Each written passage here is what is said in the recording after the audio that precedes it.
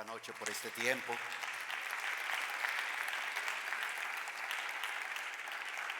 Damos también la bienvenida a aquellos que están conectándose en línea, viendo esta palabra, esta enseñanza. Y vamos a entrar a la palabra del Señor, ¿qué les parece? Vamos a entrar a la palabra del Señor. Tal vez en Master Control si me ponen el timer, por favor. Vamos a Lucas capítulo 22. Lucas capítulo 22. Lucas 22, vamos a comenzar a leer del versículo 31 al versículo 34. Hoy voy a estar compartiendo un tema que tiene que ver con seguir la temática de este mes. El tema de este mes, ¿se recuerdan cuál es el tema de este mes? Una mentalidad ¿qué? Victoriosa, diga fuertemente, mentalidad victoriosa. Entonces vamos a estar aprendiendo más sobre eso y vamos a leer un pasaje bien bueno que encontramos en las Escrituras. Lucas capítulo 22, ese versículo 31. Comencemos del versículo 31. Dice: Simón, Simón, mira que Satanás os ha reclamado para zarandearos como a trigo, pero yo he rogado por ti para que tu fe no falle, y tú, una vez que hayas regresado, fortalece a tus hermanos. Y Pedro le dijo: Señor, estoy dispuesto a ir contigo tanto a la cárcel como a la muerte. Pero Jesús le dijo: te digo, Pedro, que el gallo no cantará hoy hasta que tú hayas negado 3 veces que me conoces. Padre, te damos las gracias por este momento, este tiempo. Te pido que bendigas a cada uno de tus preciosos hijos e hijas, que tu amor y tu gracia, Señor, esté sobre cada uno de ellos, los que están aquí presentes, los que están viendo en línea. Que tu amor, Señor, se manifieste sobre sus corazones. Te pido, Dios amado, que tú uses mis labios como un instrumento en tus manos para comunicar tu verdad, para comunicar tu vida, para comunicar el pensamiento que tú tienes para nosotros. Ayúdanos, Señor, y guíanos en tu palabra. En el nombre poderoso de Jesús. Amén y amén. Quiero hablarles acerca del tema fe versus sentimientos. Fe versus sentimientos. Las últimas semanas del ministerio de nuestro Señor Jesucristo fue una semana, por algo se le llama a ese tiempo la pasión de Cristo, la pasión de Jesús. Porque fueron semanas llenos de mucha acción, de muchas emociones, de muchas situaciones que se estaban dando, donde había una mezcla de varias cosas: los sentimientos, las emociones, las perspectivas de vida, la manera como uno apreciaba las cosas, la forma como los discípulos apreciaban lo que estaba sucediendo. ¿Se recuerdan cuando los discípulos, creo que también el Evangelio de Lucas habla de los discípulos que van en el camino de Emaús, y 2 discípulos, no se nos mencionan el nombre de ellos, pero Jesús se manifiesta a ellos, come pan con ellos, les prepara un pescado, esto y lo otro. Y cuando Jesús les comienza a hacer algunas preguntas, ellos le preguntan a él: ¿y cómo es que tú no sabes de todo lo que está pasando en este momento en esta tierra? Le dijeron: ¿cómo es que tú no sabes? Y en realidad le estaban preguntando al que lo sabe todo. Le estaban preguntando a aquel que tenía toda la información completa. Aquí en este versículo, yo recuerdo la primera vez que yo leí esta porción de las Escrituras, hace muchos años atrás. Y cuando vi esto que en ese versículo 31, Simón, Simón, mira que Satanás os ha reclamado para zarandearos como a trigo. Pareciera ser que llegó un momento en la vida del apóstol Pedro en que Satanás mismo le pidió permiso a Jesús para poder zarandear a Pedro, para poder probarlo, para poder pasarlo por un momento bastante emocional, un momento lleno de sentimientos. Y noten ustedes que cuando dice, mira que Satanás os ha reclamado para zarandearos como a trigo, y luego dice el versículo 32, pero yo he rogado por ti, yo he pedido por ti, dice Jesús, yo he clamado por ti, yo he intercedido por ti, por un propósito especial, para que tu fe no falle. En otras palabras, para que tu fe sea efectiva, para que tu fe produzca resultados, para que tu fe no cese, para que tu fe no muera, para que tu fe no sea infructífera, sino que sea efectiva. Pero yo he rogado por ti para que tu fe no falle, y tú, una vez que hayas regresado, fortalece a tus hermanos. Y nuevamente Pedro responde con sentimientos al Señor Jesucristo y dice, Señor, Señor, estoy dispuesto a ir contigo tanto a la cárcel como a la muerte. Y obviamente por lo que el Señor Jesucristo le dice a Pedro, en ese momento su respuesta es basada en sus emociones. Estoy dispuesto a ir a la cárcel como la muerte. Pero Jesús le dijo, te digo, Pedro, que el gallo no cantará hoy hasta que tú hayas negado 3 veces que me conoces. En otras palabras, Pedro, vas a pasar por una etapa en este momento donde tu fe va a ser probada. Y va a ser fe versus sentimientos. No puedo entender a Dios a través de mis sentimientos. Si alguien trata de comprender a Dios a través de los sentimientos, no va a llegar muy lejos. No va a llegar muy lejos en la vida. Ahora, en ningún momento estamos diciendo que uno no debe de tener sentimientos o emociones, puesto que han sido dados y tienen su lugar y tienen su momento.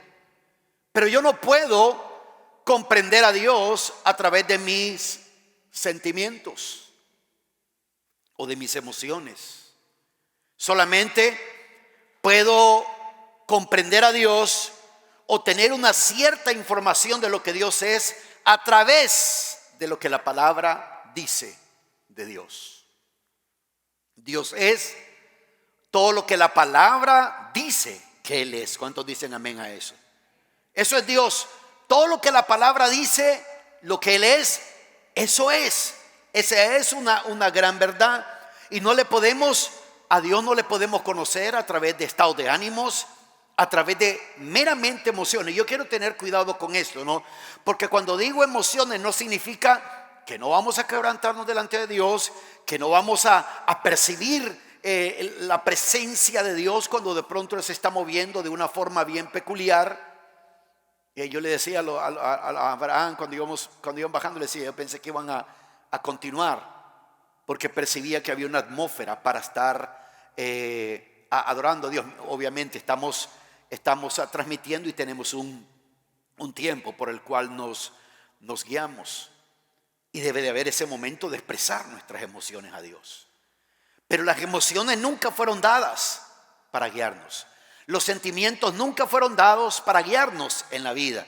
Repito, y les voy a explicar más adelante eso. Cada una de estas cosas tiene su lugar, pero no son los estados de ánimo. Mucho creyente batalla con eso. Mucho creyente lucha con los estados de ánimo, lucha con los sentimientos, especialmente en los momentos de batalla, en los momentos de dificultades, en los momentos de prueba. Qué tremenda palabra cuando el Señor Jesucristo le dice a Pedro, Satanás os ha reclamado para zarandearos como a trigo. Satanás ha pedido eso, quiere zarandearte, quiere probarte.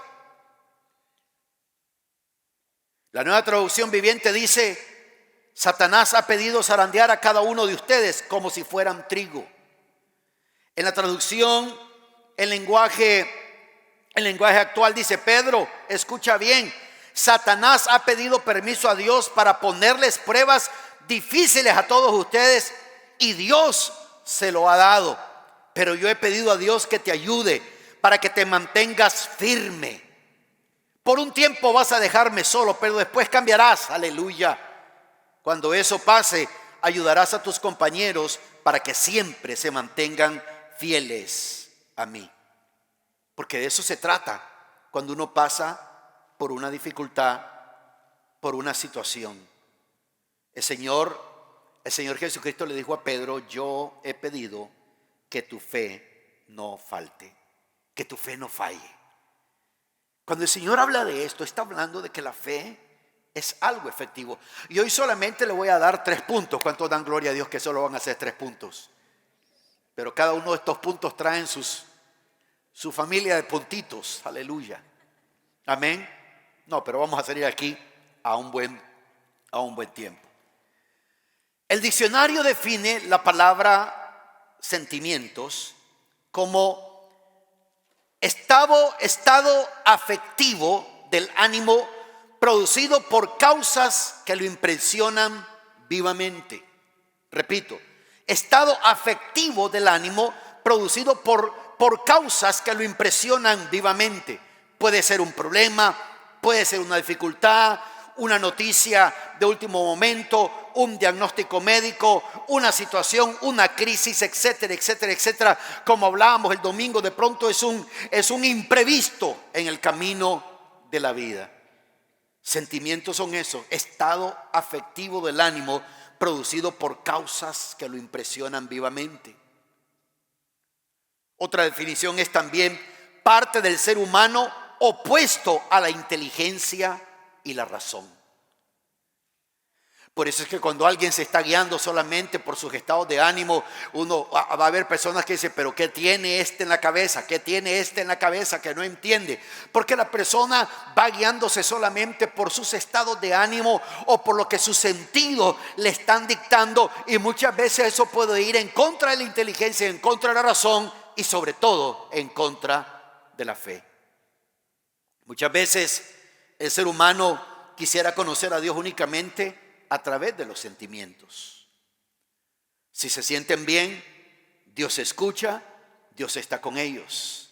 Si no se sienten bien, Dios no está ahí presente, Dios se olvidó. Y por eso hay personas que dicen: no sé qué pasa, hoy estaba orando y no sentía a Dios. Pero yo te aseguro algo, Dios estaba ahí presente. Dios estaba ahí presente. ¿Cuántos dicen amén ahora? Fe basada en los sentimientos y no en la palabra de Dios. Miremos 3 cosas. Esto nuevamente, cuando hablamos de la fe, estamos repasando cosas que hemos aprendido de la palabra de Dios. Miremos en el Evangelio de Juan, en el capítulo 20 del Evangelio de Juan. Vamos ahí, Juan, capítulo 20, en el versículo 25 del Evangelio de leamos desde el 24. Tomás dice, le pongamos del 24. Tomás, uno de los 12, llamado el Dídimo, no estaba con ellos cuando Jesús vino. Entonces los otros discípulos le decían: hemos visto al Señor. Pero él les dijo: si no veo en sus manos la señal de los clavos, y meto el dedo en el lugar de los clavos y pongo la mano en su costado, no creeré. Estamos hablando de un discípulo. Estamos hablando de un apóstol que pasó, aunque luego él es redimido en su fe, pero pasó a la historia, y mucha gente, sin necesidad de ser cristiano, sin necesidad de ser creyente, usa la expresión: este es un Tomás, ver para creer. Y la verdad es, iglesia, que la fe no funciona con el ver con los ojos naturales. La fe nunca trabaja así.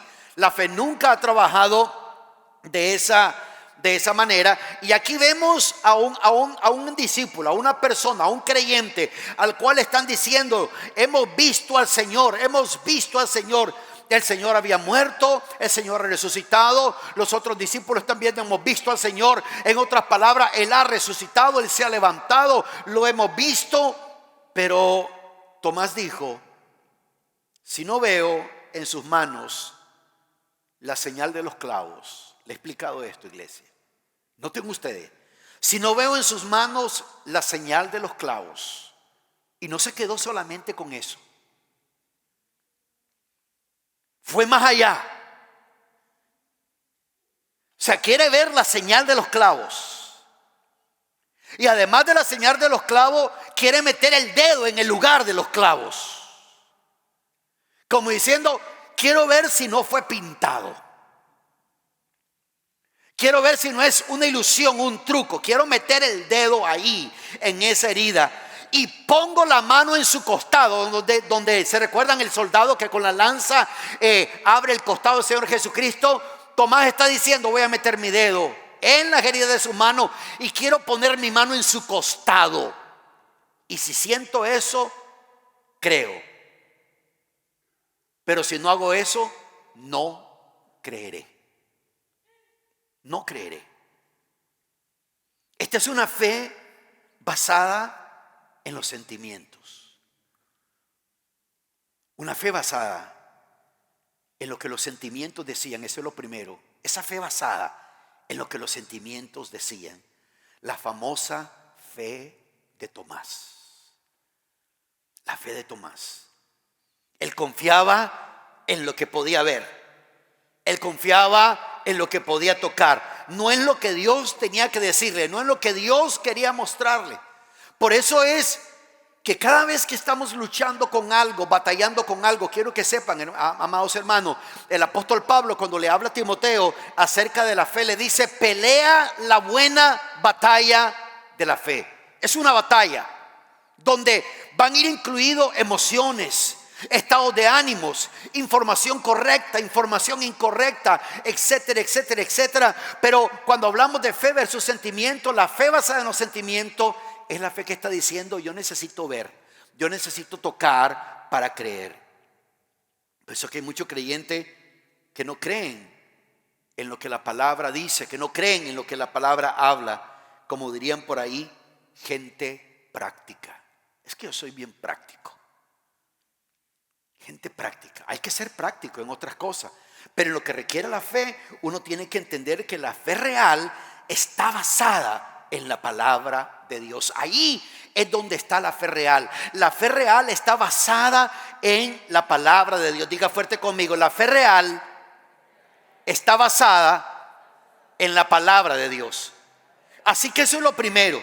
Esa fe fundamentada en los sentimientos, pero la fe real está basada en la palabra de Dios. La fe real está basada en la palabra de Dios. Números, en el capítulo 23 del libro de Números, si quieren marcar este versículo en sus Biblias, márquenlo. Números capítulo 23, versículo 19. Dios no es hombre para que mienta, ni hijo de hombre para que se arrepienta. Lo ha dicho Él y no lo hará. Ha hablado y no lo cumplirá. Las promesas de Dios son siempre amén. Si Él dice que es verdad, es verdad. Si Él dice que va a tocarte, Él va a tocarte.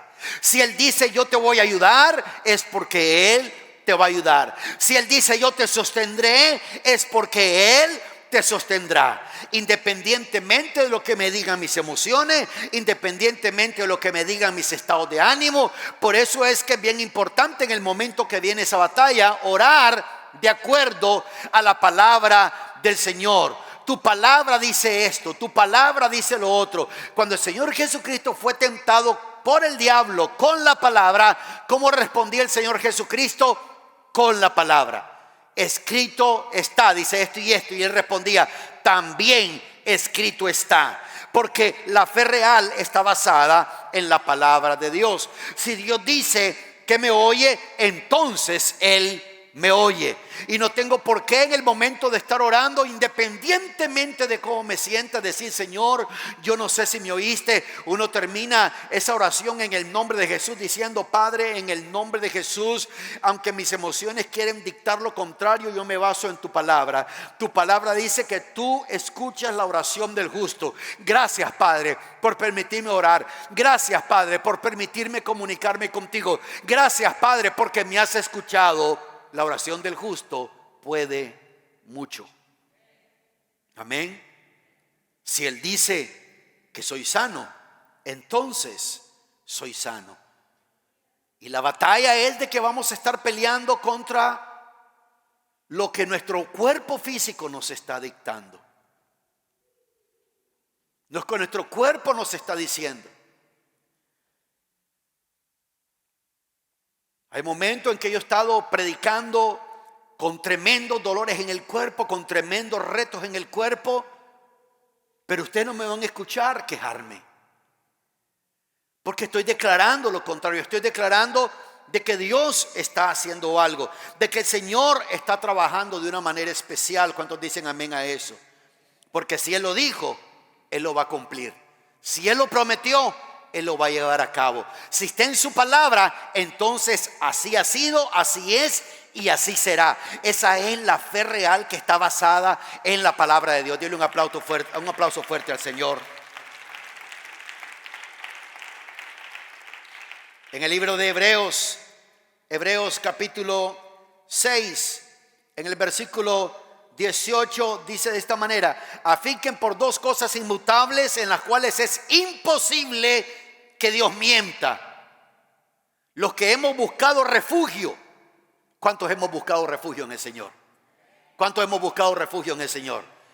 Dice: los que hemos buscado refugio, seamos grandemente animados para asirnos de la esperanza puesta delante de nosotros. De la esperanza puesta delante de nosotros, la cual tenemos como ancla del alma, una esperanza segura y firme, y que penetra hasta detrás del velo. Aquí está hablando esa esperanza. Jesús dice: donde Jesús entró por nosotros como precursor, hecho según el orden de Melquisedec, sumo sacerdote para siempre. Dice que esa esperanza es segura y firme, segura y firme.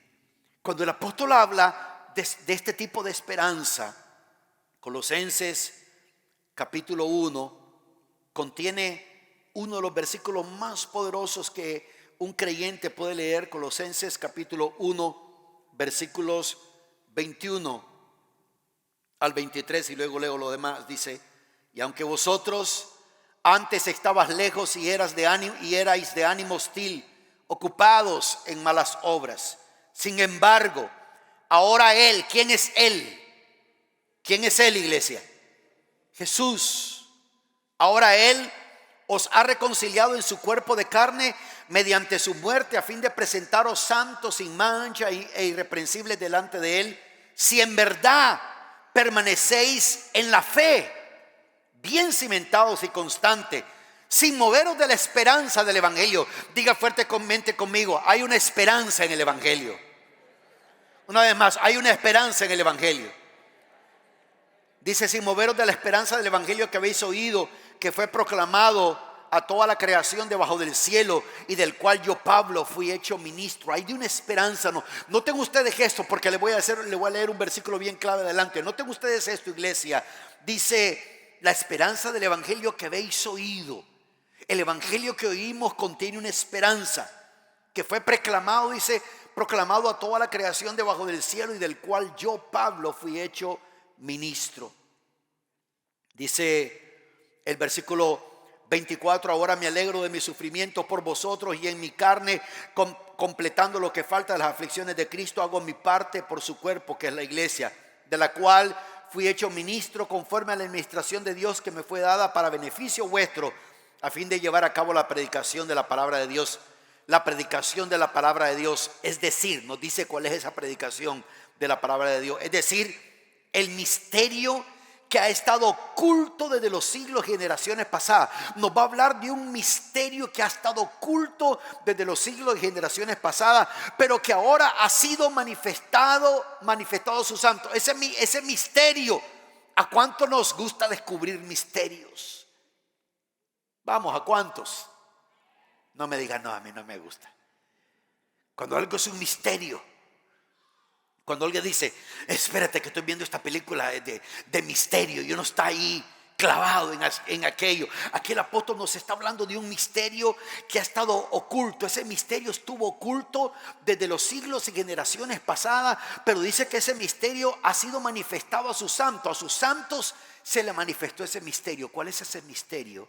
Versículo 27.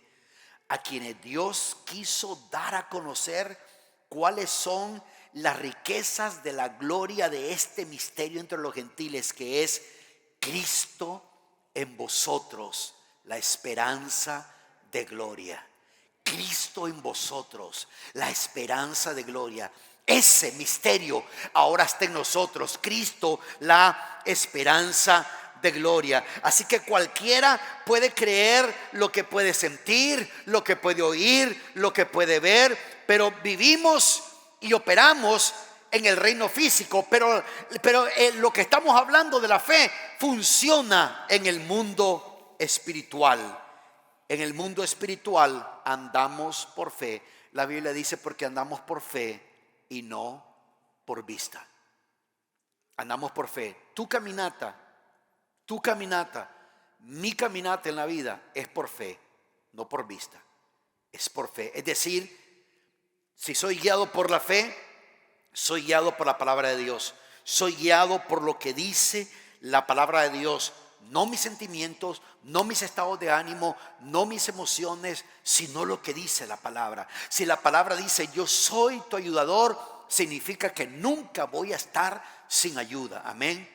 Si la palabra dice yo soy tu refugio, significa que siempre voy a estar cubierto. Si la palabra dice yo soy tu pronto auxilio en las tribulaciones, entonces en cuanto venga un problema, en cuanto venga una dificultad, algo está garantizado a mi favor, y es ayuda. Y esa ayuda viene de parte de Dios sobre mi vida. Amén. Así que eso es lo primero. La fe real está basada en la palabra de Dios, no en en los sentimientos, no en lo que veo. Es increíble cómo Tomás dijo, a menos que vea sus heridas y mete el dedo en las heridas y ponga mi mano en la herida del costado, si no hago eso, no voy a creer. Lo segundo que debemos de comprender nosotros en cuanto a fe versus sentimiento, lo encontramos en 2 de Corintios, capítulo 5, versículo 17, un versículo conocido. De modo que si alguno está en Cristo, ¿cuántos aquí estamos en Cristo? ¿Se recuerdan cuando les ilustré unos tiempo atrás que estamos enseñando acerca de esto? Yo agarré una Biblia y agarré un billete, y entonces agarré el billete y lo puse dentro de la Biblia y hice la pregunta, ¿dónde está ahora el billete? Y dijeron, está en la Biblia. Cuando dice cuando dice modo que si alguno está en Cristo, habla de una condición, habla de una condición en la cual esa persona está viviendo, un estado, una dirección, una ubicación, un lugar en Cristo. Dice que si alguno está en Cristo, pasa algo. Nueva criatura es. Las cosas viejas pasaron y aquí son hechas nuevas. Lo segundo de la fe versus sentimientos es que la sanidad es primeramente espiritual. Por eso es que las tinieblas van a atacar a una persona en sus estados de ánimo, porque las tinieblas saben que entre más afecten el estado de ánimo de una persona, más tiempo llevará que alcance sanidad. Aquí debemos de entender que la Biblia habla de algo muy importante. La ciencia médica puede tener su límite, puede llegar hasta cierto punto, puede sanar a través de lo físico, pero cuando Dios sana, Él sana a través del Espíritu, a través de lo espiritual. La sanidad se recibe de la misma manera como uno recibió el nuevo nacimiento o como uno nació de nuevo. Juan capítulo 3, miremos ahí rápidamente, el Evangelio de Juan, en el capítulo 3, versículo 6.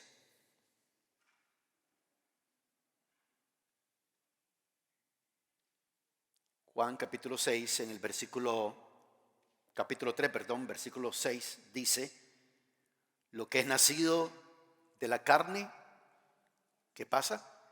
Si lo está leyendo en su Biblia, lo que es nacido de la carne, ¿qué es? Carne es. Note eso. Lo que es nacido de la carne, ¿qué es? Carne es. Y lo que es nacido del Espíritu, Espíritu es. El que está en Cristo, nueva criatura es. Quiere decir que el ser espiritual nuestro que estaba muerto cuando Cristo vino a nuestra vida, cuando entramos en comunión con Dios, ese ser espiritual fue recreado, un ser nuevo.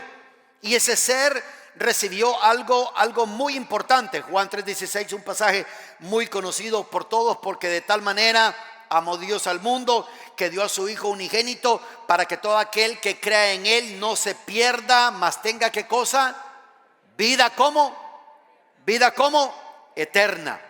Que tenga vida eterna. Pero muchas veces pensamos en la vida eterna solamente, o en los beneficios de la vida eterna solamente, bueno, cuando partamos de este mundo, allá tendremos la vida eterna, pero no se está refiriendo solo a eso. La palabra vida ahí es la palabra zoe, la misma palabra que se está usando en el capítulo 10, versículo 10. El ladrón solo viene para robar y matar y destruir. Para eso viene el ladrón, para robar, matar y destruir. Yo he venido para que tengan ¿qué cosa? Vida. Y para que la tengan ¿cómo? En abundancia. Obviamente Jesús, cuando le estaba hablando a los líderes religiosos en ese momento, cuando estaba hablando de vida y vida en abundancia, Él no estaba hablando de party, Él no estaba hablando de fiesta, Él no estaba hablando de let's have a good time, no estaba hablando de nada de eso, no estaba diciendo hey, vamos a divertirnos. Estaba hablando de algo que Él había traído para que cada ser humano que creyera en Él tuviera vida eterna. Por eso es que dice que el ladrón solo viene para robar, matar y destruir. Hay cosas que quieren robar el ladrón. El ladrón puede ser una manera de pensar. Muchas veces la gente ha leído este pasaje y piensan que se está refiriendo a Satanás, pero el contexto, aunque se aplica, puede ser como aplicable, pero si hacemos un estudio del contexto de este versículo, vemos que Jesús les estaba refiriendo a los líderes religiosos de ese tiempo, porque ellos le estaban robando a la gente la vida, estaban matando, estaban destruyendo. La fe de la gente no estaba siendo edificada, la fe de la gente no estaba verdaderamente conociendo a Dios. Ellos son unos ladrones, están robando, están matando, están destruyendo. Y Jesús dijo, pero yo no he venido ni a robar, ni a matar, ni a destruir. Yo he venido a que tengan zoe, y que tengan zoe en abundancia. Noten ustedes que aquí no está diciendo yo he venido para que tengan vida eterna. Habla de vida, está hablando de un tipo de vida zoe, vida como la tiene Dios. Estudia esa palabra en el original y vas a ver que ahí se está usando la palabra zoe, porque es de adentro hacia afuera. Cuando uno nace de nuevo, cuando uno entiende que la sanidad es espiritual, uno comienza a proclamar: Señor, te doy gracias por lo que tú estás haciendo, te doy gracias por lo que tú haces. Y te comienzas a proyectar y te comienzas a ver cómo lo que vas a lograr, lo que vas a hacer. Y es una batalla porque tus sentimientos, tus estados de ánimo te van a querer dictar otra cosa. Los sentimientos tienen su lugar. La palabra también tiene su lugar y es preeminente, es decir, va primero, está en primer lugar. Fe en la palabra y los sentimientos de último. En la atmósfera natural, tú te guías por los sentidos, por lo que vemos, por lo que oímos, por lo que sentimos, por lo que percibimos. Por eso es que la Biblia dice en el libro de Romanos que la mente puesta en la carne es enemiga de Dios, pero la mente puesta en el Espíritu dice que causa algo diferente en la vida de uno. La atmósfera espiritual es por la palabra de Dios. La sanidad es espiritual, la respuesta es espiritual. Lo que trato de comunicar a la iglesia es que para que nosotros miremos resultados, tenemos que verlo en lo espiritual primero. Tenemos que visualizar eso en lo espiritual. Fe es la certeza de lo que se espera, la convicción de lo que no se ve. Y por eso muchas veces la gente está orando y cuando están orando se olvidan que hay que orar con fe. Amén. ¿Cuántos dicen amén a eso? No es invento mío, no es invento de Pastor Armando. La Biblia claramente, el Señor Jesucristo instruye que cuando 2 o 3 se ponen de acuerdo en algo, creyendo, lo recibirán. Que cuando 2 están orando y se ponen de acuerdo y creen, lo van a recibir. ¿Por qué? Porque en la atmósfera espiritual uno vence, en la atmósfera de fe uno vence con la palabra. Con la palabra, uno tiene que ver aquello. Fe es la certeza de lo que se espera. Te pregunto, hermano, hermana, ¿qué estás esperando en tu vida? ¿Qué esperas en tu vida? A veces uno dice, bueno, ore para que Dios me bendiga, pero ¿qué es lo que estás viendo tú? ¿Tú qué estás viendo en tu fe? ¿Qué tipo de bendición estás viendo? ¿Qué tipo de bendición estás viendo? ¿Qué estás percibiendo? Fe es la certeza de lo que se espera. Tú tienes certeza de que algo va a llegar, de que algo viene en camino. Amén. Amén. El UPS espiritual de Dios viene en camino. ¿Cuántos dicen amén a eso? La respuesta está ahí. Ya en lo espiritual se dio. Tú lo vas a ver en lo físico. Fe es la certeza de lo que se espera y la convicción de lo que no se ve. Cuando estamos orando, tenemos que incluir esos 2 elementos: certeza y convicción. Certeza y convicción. Mis sentimientos me están diciendo, quién sabe. Mis estados de ánimo me están diciendo, no creamos en esto no funciona. Fe es la certeza de lo que se espera. Uno dice, no, va a llegar, se va a dar. Pero si no funciona, bueno, Dios, recuerda que las declaraciones públicas tienen que ser el resultado de lo que en secreto Dios te ha hablado. Amén. Porque uno puede estar diciendo en público, lo creo, pero si no lo has recibido en lo secreto, no va a haber respaldo de Dios. La Biblia dice claramente que Dios, que ve en lo secreto, te recompensa en público. Y eso es muy, muy importante. Amén. Muy importante para llevarlo a cabo, muy importante para hacerlo. Si queremos ver respuesta espiritual, sanidad en la finanza, sanidad en el cuerpo, sanidad en la familia, sanidad en el hogar, sanidad en el matrimonio, sanidad en los negocios, sanidad en todos los aspectos. Y donde quiera que tú estés, vas a ser una luz que brilla. Aleluya. Vas a ser una luz que brilla a tal punto que sin decir nada, miren, cuando una luz está brillando y está oscuro y hay una luz que está brillando, no puedes pasarla por alto. ¿Cuántos dicen amén a eso? Cuando una luz está brillando, la persona va a ser atraída a decir, ¿y qué tiene esta persona? Ese brillo.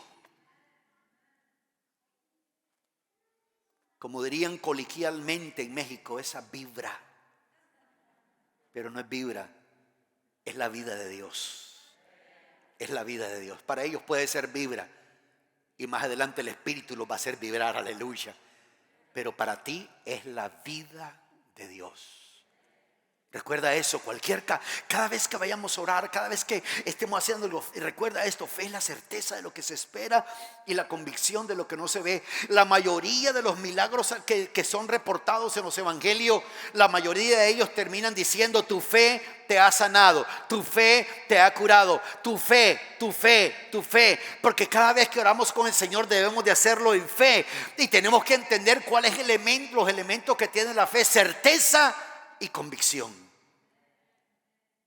Por eso es que cuando tú tienes convicciones, tú no te mueves de eso, a pesar de que el montón de gente lo esté haciendo, porque tus convicciones te hacen mantenerte arraigado.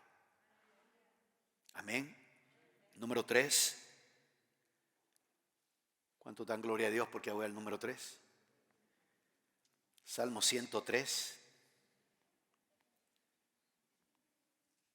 Aleluya. Salmo 103. Siempre me encanta el Salmo 103. Se los he dicho, lo han escuchado varios de ustedes. Y por si hay alguno que no lo haya escuchado, el Salmo 103 fue el primer versículo en la Biblia del cual yo prediqué. Salmo 103, los primeros 5 versículos de ese salmo, fue la primera vez que prediqué un día miércoles, en el servicio del día miércoles en la Iglesia Bautista Hispana. Recuerdo que llevaba escrito como unas 8 páginas de notas. Yo dije: voy preparado. Y en cuestión de 20 minutos ya se me había acabado toda la pólvora. Ya no hallaba ni qué decir. Ahora traigo una página y me sobra pólvora. Aleluya. Salmo 103. Los primeros 5 versículos. Bendice, alma mía, al Señor. Yo les voy a decir algo, iglesia. Quiero hacer una pausa. Cuando alguien nos está dirigiendo en la alabanza y te dice: bendice al Señor, no te quedes callado.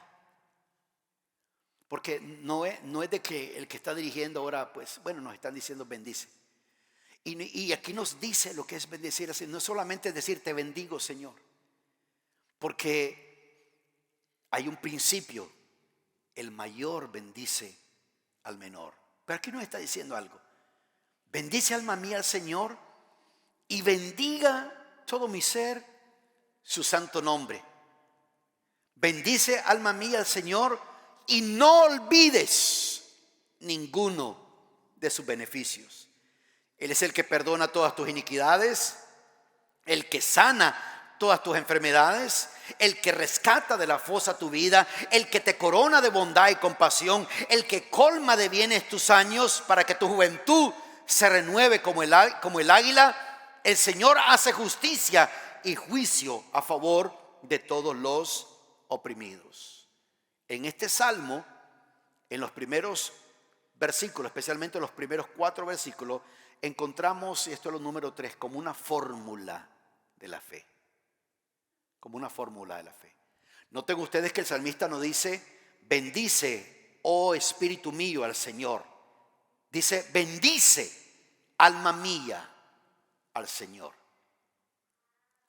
La próxima vez que se sienta cansado, no estoy hablando de cansancio físico, estoy hablando de cansancio emocional. No creo que haya cansancio espiritual. Cansancio emocional.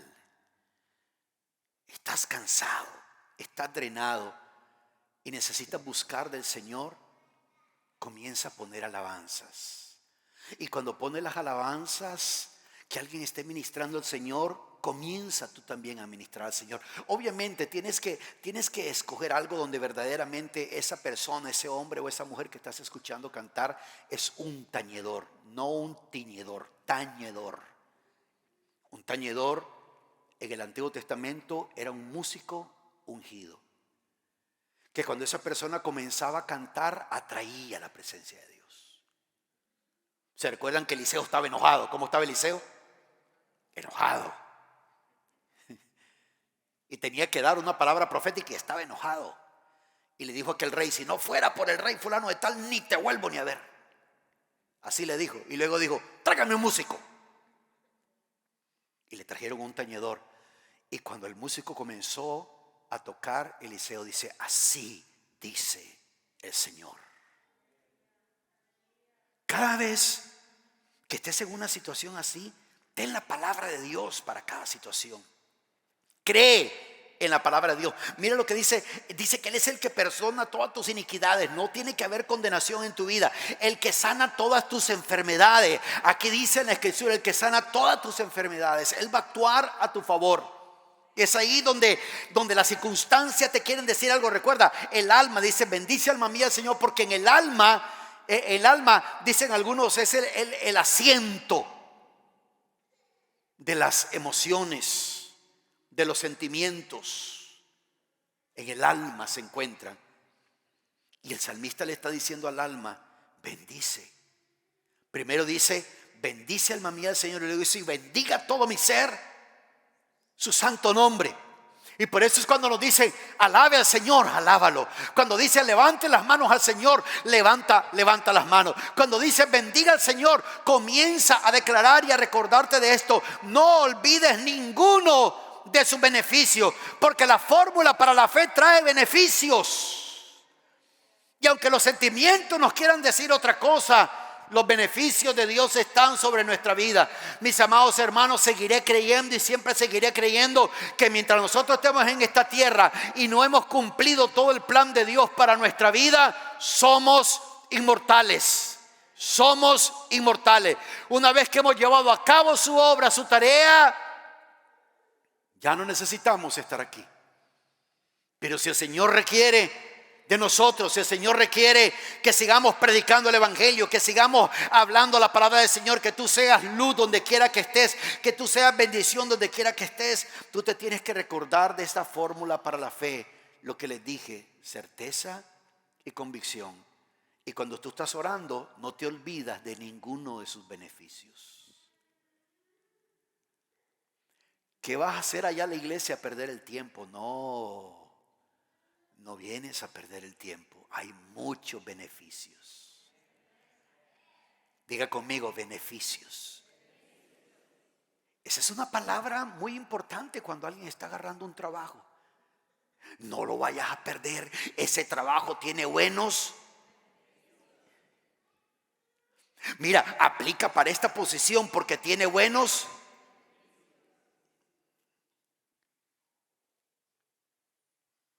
No olviden ninguno de sus beneficios. Pónganse en pie, por favor. Aleluya.